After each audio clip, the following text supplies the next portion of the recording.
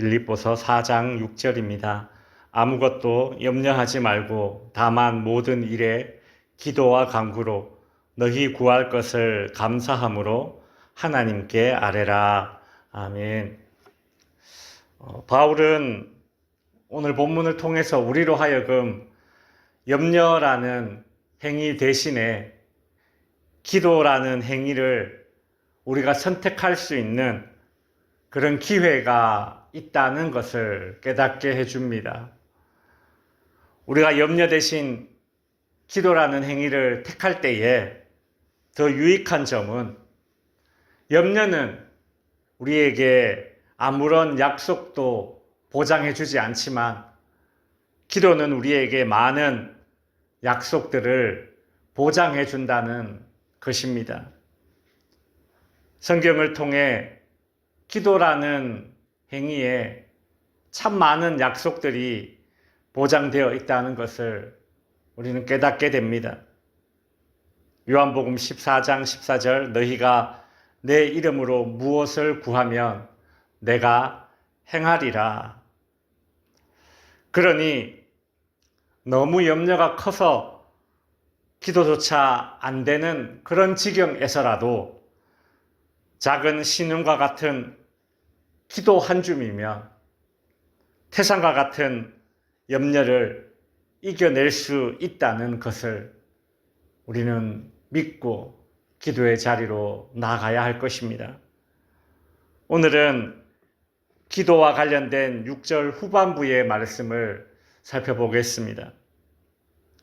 너희 구할 것을 감사함으로 하나님께 아뢰라. 성경에 나오는 인물들이 기도하는 장면을 가끔 볼 수 있습니다.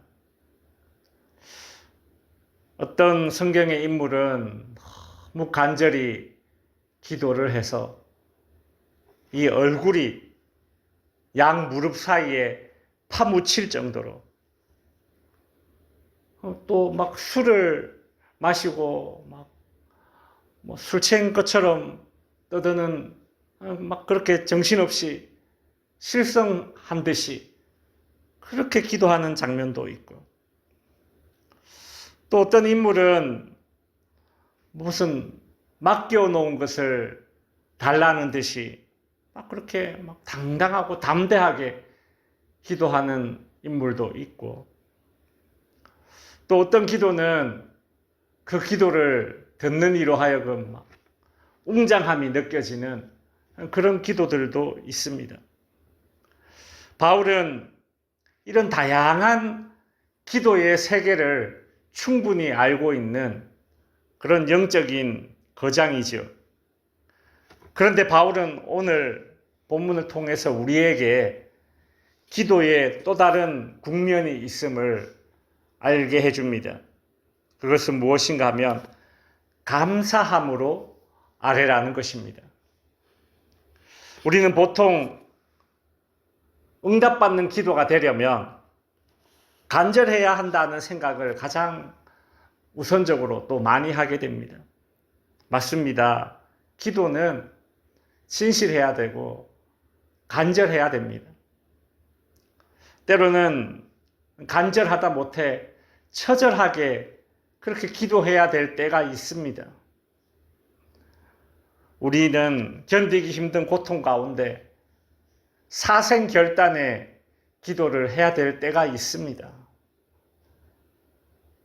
특별히 우리가 위기를 만났을 때에 꼭 필요한 기도죠. 근데 여러분 아셔야 될 게 있습니다. 이런 처절한 기도는 인간이 스스로 하고 싶어서 하는 것이 아니라 하나님이 그렇게 하도록 하니까 하는 겁니다. 제 말뜻을 꼭 이해하시기 바랍니다. 40일 금식 기도하고 그런 사생결단의 기도들 있죠. 내 의지로 하는 게 아닙니다. 하나님이 하게 하시니까 하는 거예요. 오늘 본문에서 바울은 너희 구할 것을 감사함으로 하나님께 아뢰라. 너희 구할 것을 금식함으로 하나님께 아뢰라 하지 않고 너희 구할 것을 간절함으로 하나님께 아뢰라 이런 말도 하지 않고 왜 바울은 간절함으로서의 기도를 이야기하는 것이 아니라 그 전에 감사함으로 하는 기도에 대한 이야기를 하고 있을까요? 간절하고 절실한 기도를 하다가 자칫 빠지기 쉬운 그런 함정이 있습니다. 간절한 기도 하지 말라는 소리는 아닙니다. 간절한 기도를 하다가 빠지게 되는 함정이 있다는 거예요. 크게 두 가지가 있는데 첫 번째는 사람이 너무 간절하다 보면요. 자칫 영적인 시야가 좁아집니다. 간절하다는 것은 그만큼 절박하다는 것이고 절박한 마음을 품고 기도하면 기도할수록 어떤 함정에 빠지기 쉬우냐 하면 영적인 시야가 좁아져요. 내가 너무 간절하게 바라고 있는 그 외에 다른 방식으로 주어지는 기도 응답을 발견하지 못할 수가 있습니다. 두 번째로는 우리가 어떤 결핍으로 인해서 그렇게 고통스러워하며 간절히 기도할 때에 그 결핍이 해결되면 기도 생활이 갑자기 단절되기도 합니다.